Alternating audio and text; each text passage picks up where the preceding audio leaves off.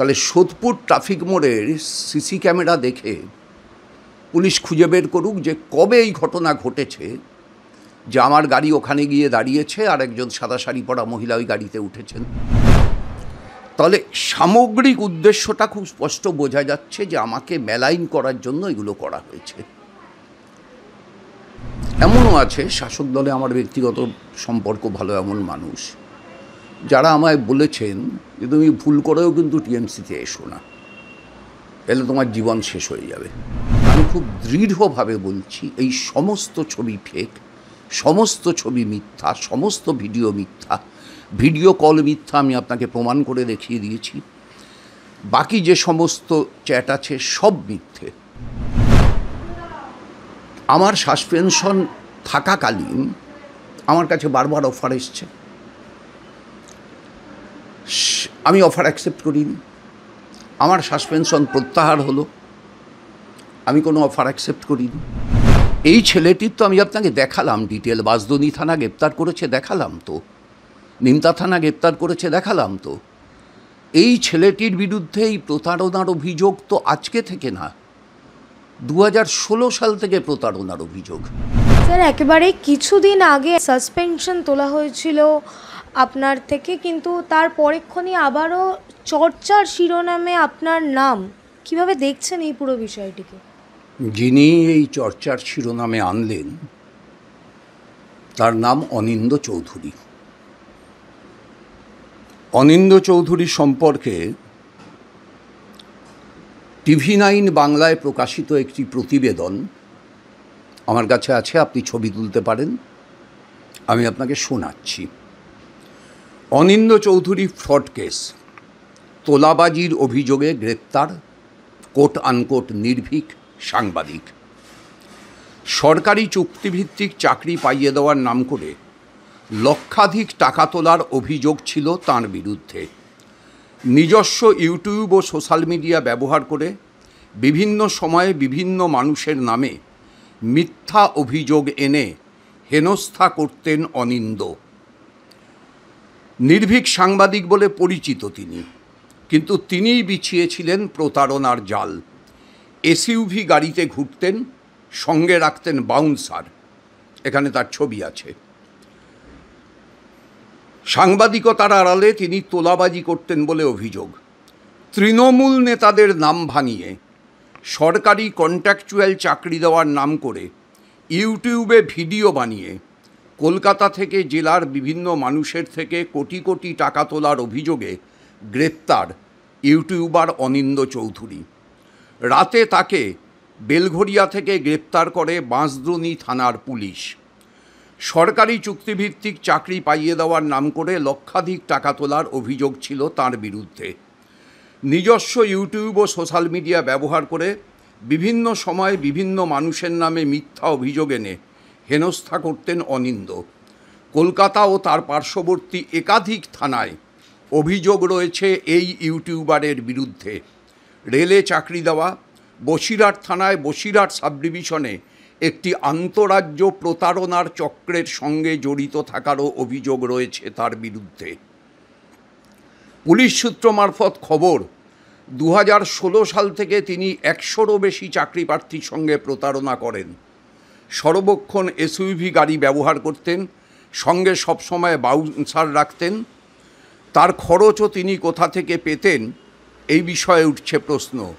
2011 সালের পর থেকেই উত্থান এই অনিন্দ্য চৌধুরীর, এবং বিভিন্ন রাজনৈতিক নেতার নাম করে তিনি টাকা তুলতেন।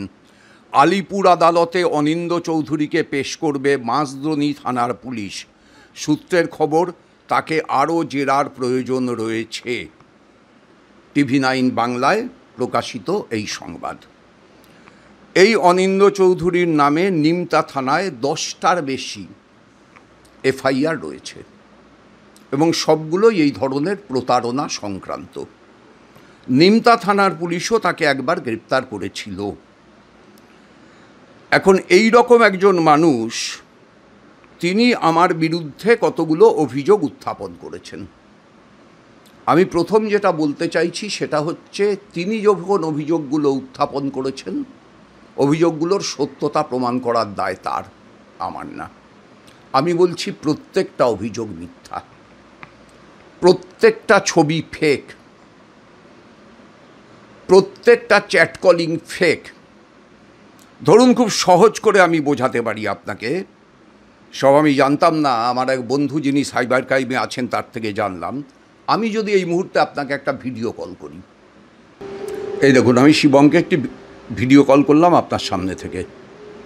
আচ্ছা, এই যে শিবম, এই যে আমার ছবিটা দেখা যাচ্ছে, তাই তো? আমার ছবিটা দেখা যাচ্ছে, আপনি দেখছেন, ওখানে শিবমের ছবি দেখা যাচ্ছে। আচ্ছা, আমার ছবির উপরে কি আমার নাম আছে তন্ময় ভট্টাচার্য? আপনি দেখে বলুন, আছে কি? আমার ছবির উপরে আমার নাম আছে? নেই তো। আমার ছবির উপরে আমার নাম নেই, শিবমের উপরেও শিবমের নাম নেই। ঠিক আছে, কেটে দিচ্ছি। এইবার আপনি দেখুন যে এই ছেলেটি যে পোস্টটি করেছে,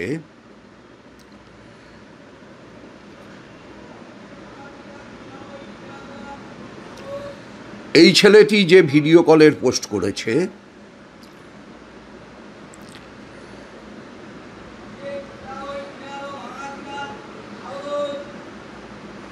এই ছেলেটি যে ভিডিও কলের পোস্ট করেছে, দেখুন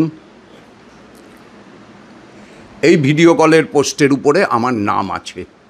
ভিডিও কলের পোস্টে এরমভাবে ওপরে নাম ওঠে? ওঠে না। টেলিফোন সিস্টেম ভিডিও কলের ওপরে এইভাবে নাম তোলে না। এক্ষুনি আমি আর সেটা আপনাকে শিবমকে ফোন করে প্রমাণ করে দিয়েছি। তাহলে এই যে ভিডিও কলের ছবি এই ছেলেটি পোস্ট করেছে, যার উপরে তন্ময় ভট্টাচার্য নাম আছে, এটা ভিডিও কল না? তাহলে এই মিথ্যাচারটা কেন? এবং এই মিথ্যাচারটা খালি এই ক্ষেত্রে না, এই মিথ্যাচারটা সামগ্রিকভাবে যতগুলো পোস্ট সে করেছে সবগুলোর ভিতর। ধরুন সে একটি মেয়েকে দিয়ে বলিয়েছে, মানে সেই মেয়েটির ছবি দিয়ে সেখানে তলায় কোট আছে যে আমি তাকে সোদপুর ট্রাফিক মোড়ে দাঁড়াতে বলতাম, সাদা শাড়ি পরে তিনি দাঁড়াতেন এবং তিনি আমার সঙ্গে ওয়াগানার গাড়িতে উঠতেন। আমি আপনাকে বলছি এই ঘটনা কোনো দিন ঘটেনি। ওই ভদ্রমহিলাকে আমি চিনি, আমি জীবনে কোনোদিন ওই ভদ্রমহিলাকে সাদা শাড়ি পরা অবস্থায় দেখিও নি। দ্বিতীয় কথা হচ্ছে আমার যেটা, সেটা হচ্ছে যে ওই ভদ্রমহিলার সঙ্গে আমার পরিচয় 2016 সালে উত্তর দমদমে প্রার্থী হওয়ার পরে। আর সোদপুর ট্রাফিক মোড়ে আপনার কি বলে সিসি ক্যামেরা লাগানো আছে সম্ভবত 2010 সাল থেকে, যদি আমার খুব ভুল না হয়। তাহলে সোদপুর ট্রাফিক মোড়ের সিসি ক্যামেরা দেখে পুলিশ খুঁজে বের করুক যে কবে এই ঘটনা ঘটেছে যে আমার গাড়ি ওখানে গিয়ে দাঁড়িয়েছে আর একজন সাদা শাড়ি পরা মহিলা ওই গাড়িতে উঠেছেন। সম্পূর্ণটাই মিথ্যা।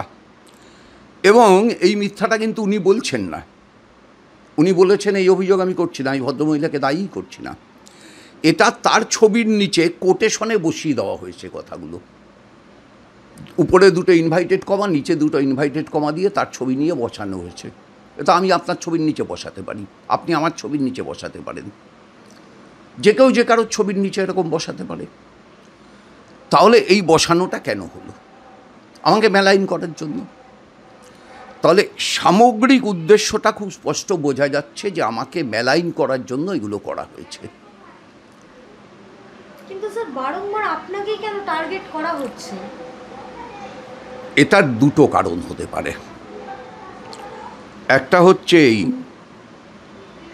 যে 2016 সাল থেকে এখন পর্যন্ত, মানে 3, 4, 5, 7 দিন আগে পর্যন্ত শাসক দলের বিভিন্ন সোর্স আমাকে শাসক দলে যোগদানের জন্য আহ্বান জানিয়েছে। আমি সবিনয়ে প্রত্যাখ্যান করেছি। আমি তাদের কারণ নাম বলবো না, কারণ তাদের প্রত্যেকের সঙ্গে আমার ব্যক্তিগত সম্পর্ক ভালো। এমনও আছে শাসক দলে আমার ব্যক্তিগত সম্পর্ক ভালো এমন মানুষ যারা আমায় বলেছেন যে তুমি ভুল করেও কিন্তু টিএমসিতে এসো না, এলে তোমার জীবন শেষ হয়ে যাবে। এমনও আছে, ওই দলেই আছে।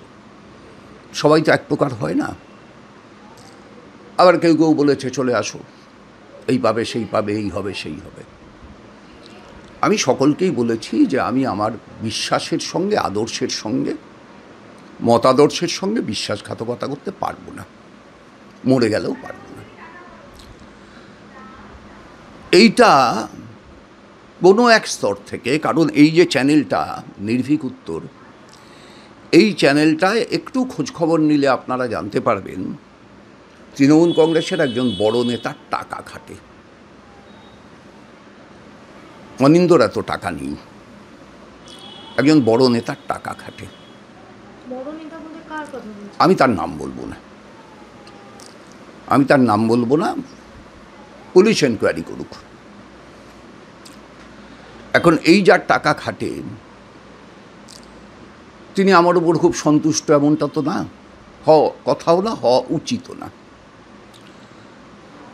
এবং স্বাভাবিকভাবেই একটা প্রতিহিংসা পরায়ণ মনোভাব তার মধ্যে আছে, যেটাকে আমি বছরের পর বছর ইগনোর করে এসেছি, এখনও ইগনোরই করছি, আমি পাত্তা দিচ্ছি না।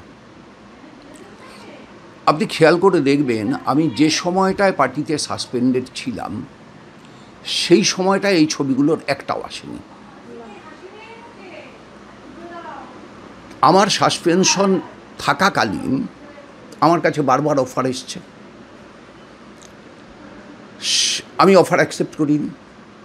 আমার সাসপেনশন প্রত্যাহার হলো, আমি কোনো অফার অ্যাকসেপ্ট করিনি।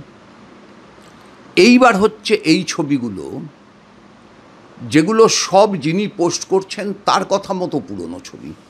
আমি বলছি ছবি না, কোনো দিনেরই ছবি না, অসত্য, কিন্তু যিনি পোস্ট করছেন তার কথা মতো এগুলো পুরনো ছবি। তাহলে যদি ধরে নিই তার কথা মতো এগুলো পুরনো ছবি এবং এই পুরনো ছবিগুলো তার সংগ্রহে ছিল, তাহলে আমার সাসপেন্ডেড পিরিয়ডে এই ছবিগুলো প্রকাশ হলো না কেন? আমার সাসপেনশন প্রত্যাহারের পরে প্রকাশ হচ্ছে কেন? তার মানে তিনি কি এরম কোনো প্রত্যাশা করেছিলেন যে আমি সাসপেন্ডেড থাকবো না, আমি পার্টি থেকে বহিষ্কৃত হব এবং তখন আমাকে আরও ভালো করে জড়িয়ে ধরা যাবে, পেঁচিয়ে ধরা যাবে? আমি জানি না তারা কি ভেবেছিলেন।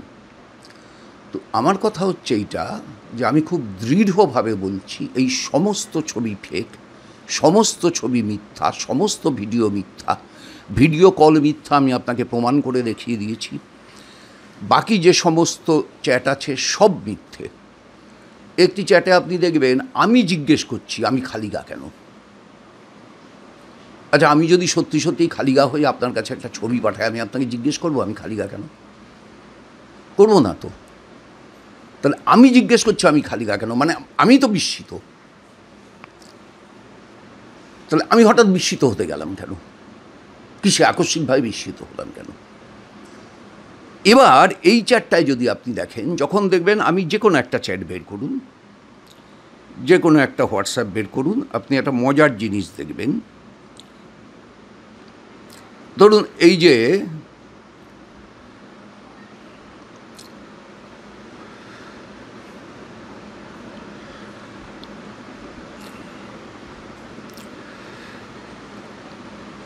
ধরুন গীতালি হোর এনডিডিএম গতকাল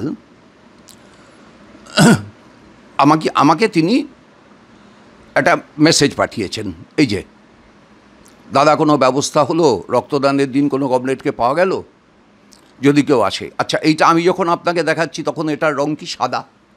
আমি যেটা লিখেছি তাকে, যে নম্বরগুলো হাতে লেখা তারা ট্রান্সফার্ড, এটা কি সবুজ, তাই তো?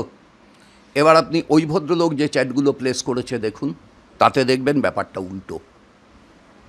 তাতে দেখবেন তিনি যেগুলো প্লেস করেছেন সেখানে আমি যেগুলো পাঠিয়েছি সেগুলো সাদা, আর আমার কাছে যেগুলো এসছে সেগুলো সবুজ। কেন? কি করে হয়? আপনি নিজে আপনার হোয়াটসঅ্যাপ চ্যাট খুলুন, আপনি যাকে চ্যাট করেছেন, যে কোনো একজনকে XYZ ABCD, আপনার কোনো বন্ধুর সাথে কথা বলেছেন, দেখবেন আপনি যেটা পাঠাচ্ছেন সেটা সবুজ, সে যেটা পাঠাচ্ছে সেটা সাদা। অথচ এই যেগুলো পাবলিশ করেছে তাতে আমারগুলো সাদা আর উল্টো দিকেরগুলো সবুজ। তার মানে হচ্ছে এইটা যে উল্টো দিকেরগুলো তিনি তৈরি করেছেন, তিনি তৈরি করে আমায় পাঠিয়েছেন, অথবা তিনি কোনো পরিকল্পনা মাফিক পাঠিয়েছেন। খুব সহজবোধ্য। স্পষ্টত অভিযোগ করছেন যে তারই অভিযোগ করার পর আপনি নাকি আপনি সহ আপনার কিছু গুন্ডা বাহিনী নিয়ে গেছিলেন তার একদমই না, মিথ্যে কথা, সব মিথ্যে, সম্পূর্ণ মিথ্যে। 10ই জুন তিনি তারিখও তিনি ছবি দেন, ছবি দেখান, সম্পূর্ণ মিথ্যে অভিযোগ। এই ছেলেটির তো আমি আপনাকে দেখালাম ডিটেল, বাঁশদ্রোণী থানা গ্রেপ্তার করেছে দেখালাম তো, নিমতা থানা গ্রেপ্তার করেছে দেখালাম তো। এই ছেলেটির বিরুদ্ধে এই প্রতারণার অভিযোগ তো আজকে থেকে না, 2016 সাল থেকে প্রতারণার অভিযোগ। 2011 সাল থেকে তিনি এই কাজকর্মের সঙ্গে যুক্ত, আমি বলছি না, পুলিশ রিপোর্ট বলছে।